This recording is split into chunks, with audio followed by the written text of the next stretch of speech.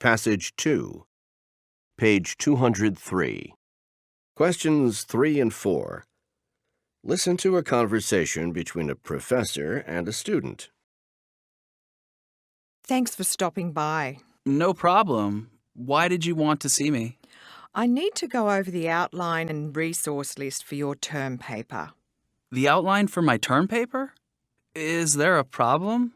Well, you have a very current topic and lots of interesting ideas here, but, well, I guess that's part of the problem. I don't... What I mean is, global warming is incredibly controversial, and the resources on the list you submitted are mostly from the internet. You said that internet sources were okay. Some internet sources, and only those from reputable organisations. You've got a lot of resources here that are funded by political organisations. Look, this is such a controversial topic that the internet is overflowing with opinions, facts out of context, arguments, even outright lies, speculation and accusations. It's just not the best place to get information that is unbiased. I mean, there's unbiased information out there, but groups with their own political agendas on both sides are trying to look more legitimate than they are.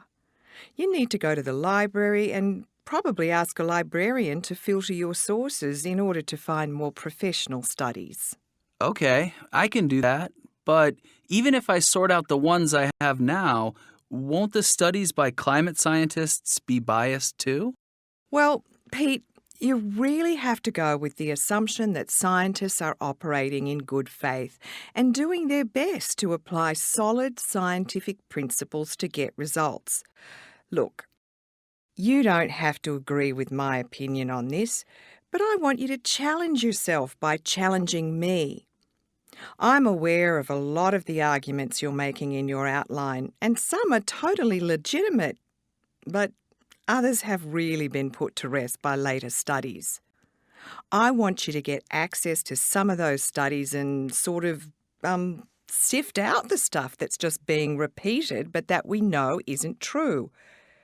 There will still be enough points for you to argue against taking legal action to make drastic regulatory changes. But if I have to take out whole arguments, then I basically have to redo my entire outline. Yes, that's true. But that's why I ask for the outline and resource lists so early.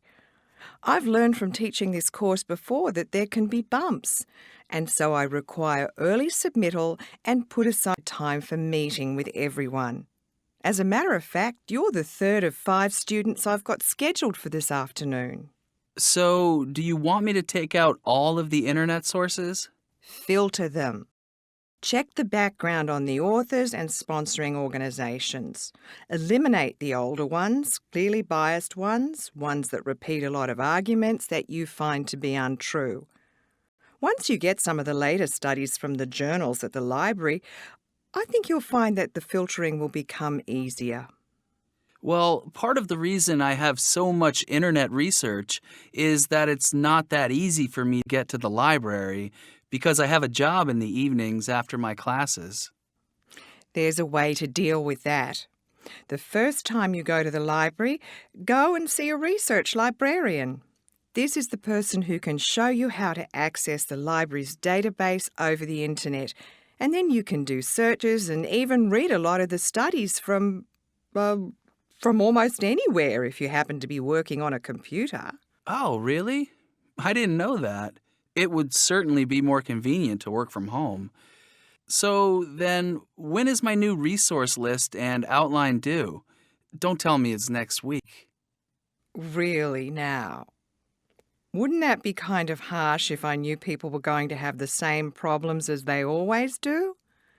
Pete, just check the syllabus or the web page. It has all the due dates. But like I said, this isn't the first time I've assigned these papers, and you haven't done anything I don't anticipate and come with a schedule for. There's still plenty of time in the semester to work on the final version, even if you end up getting rid of most of the internet resources you have now. Okay, then. It kind of feels like starting all over, but I'll check the due dates. It's not starting over at all. You've learned a lot. I can tell by what you put into your outline. And all this initial investigation is really going to help you do really effective searches for more recent scientific studies. You know what you're looking for. The librarian will be able to help you a lot more now that you have some background information.